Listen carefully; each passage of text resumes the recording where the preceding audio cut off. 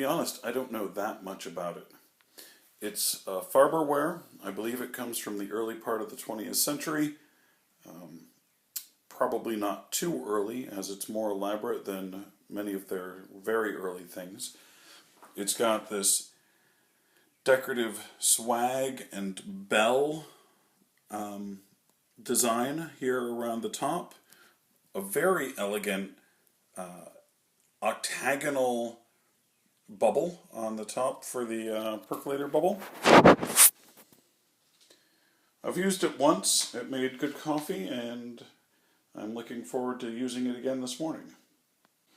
It's got 3 rubber feet on the bottom. It's model A12. Again, that's a model I haven't been able to find anywhere. It's hard to read here, but one of the things that I find most intriguing about this machine is that it stipulates that it's for AC use only. So if you're using direct current, buy another percolator. Another obvious sign of its age is that it came with a braided cord. This looks to be original. And you can tell, or I think you can tell, that the cable or the plug here is a slightly different design than the plug on later percolators. It's a little bit bigger. The prongs are a little bit farther apart. It's got your standard parts for the inside of the percolator. One thing that I find really intriguing about this, and this is the only time I've seen this, it has a decorative punch pattern on the bottom of the filter basket, which strikes me as a very nice touch. You can tell this percolator was used, wasn't used very much. It was probably somebody's fancy coffee maker, brought out for special occasions. The stem has a little bit of an interesting design, or it's slightly different than other later percolators. And the basket and the lid, primarily due to those 3 little notches there, fit very snugly onto the stem. While there are no markings on the outside of the percolator to let you know how full to fill it, the crease here, the decorative crease, seems to be a 6-cup indicator, which makes it rather simple to fill, as long as you want to make 6 cups. One noteworthy thing about this coffee maker is that you can see how high the stem comes up here. It actually goes all the way up into the bulb at the top. I think you can see it there through the octagonal bulb, which is an interesting touch. Not something I've seen in any of my other percolators. After about a minute, we're starting to get some noise from the inside of the percolator.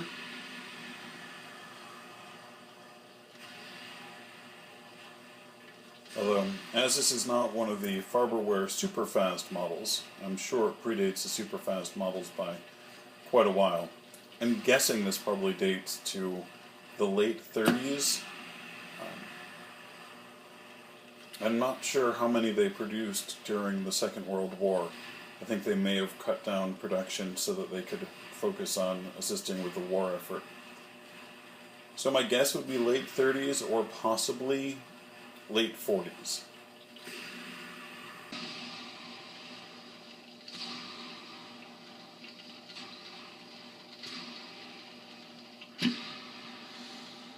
We don't have any water coming up through, but the stem and the basket seem to be thumping and jumping around quite a bit inside.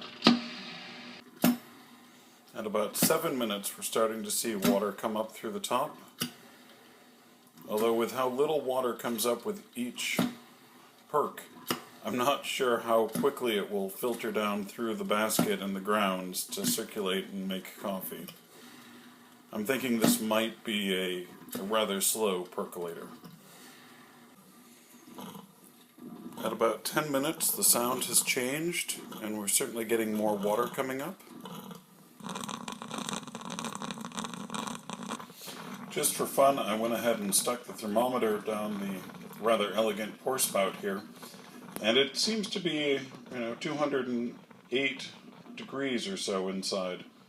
It also seems like the coffee maker has slowed down and is cooling down a little bit after just over 15 minutes, about 15 minutes and 30 seconds, and I think we're done.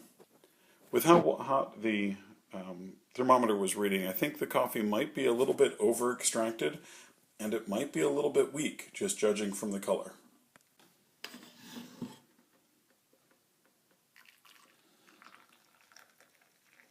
It's not quite as weak as I thought it would look, but it's certainly, I think, could use a little more time with the grounds. Once in grad school, I had a friend say that weaker coffee allowed you to taste the nuances of the coffee more fully. And if that's the case, then this percolator allows you to taste the nuances of your coffee. It's a bit on the weak side. I think that if I played around with adjusting the amount of coffee or the size of the grind of the coffee, perhaps a little bit finer, since I tend to use the paper filter in the percolator basket anyway, I think this would do just fine. Given the age and the elegance of this coffee maker, I'm very pleased with it, but I won't be looking to it to make the best pot of coffee I've ever had. In general, it's a little weak. It doesn't have much metallic flavor, which is a surprise, but all in all, not particularly inspiring, despite the beautiful package.